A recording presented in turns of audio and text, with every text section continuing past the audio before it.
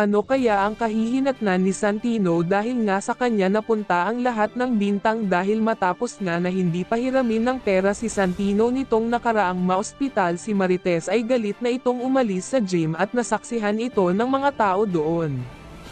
At sakto naman na nangangailangan din ng pera si Lawrence at inaasahan niyang pahihiramin nga siya ng pera ni Coach Gary ngunit nagalit nga ito at sinabing kahit nasa ama niya ang gym ay hindi niya ito maaaring pahiramin ng pera na galing sa kita nito, dahil nga sa galit ni Lawrence ay mas pinili na lamang niya na nakawin ang pera ngunit agad naman itong nakita ni Coach Gary ngunit nang manglaban nga ito at nang nakilala siya ng matanda ay agad niya itong sinaksak na ikinawala ng buhay niya.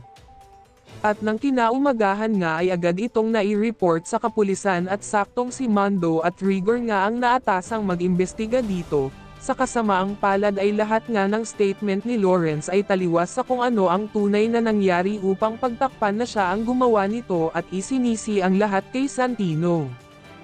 At nang marinig naman ni Rigor na si Santino ang isa sa mga boksingero at pumaslang at nagnakaw pa sa matanda ay labis na galit ang naramdaman nito.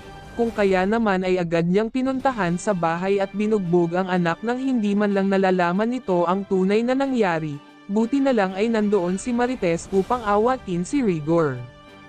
May makakapagsabi kaya ng katotohanan tungkol sa tunay na nangyari.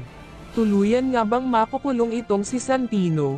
Ito ang dapat nating abangan sa FPJ Batang Quiapo. Please like and subscribe our channel. Maraming salamat po.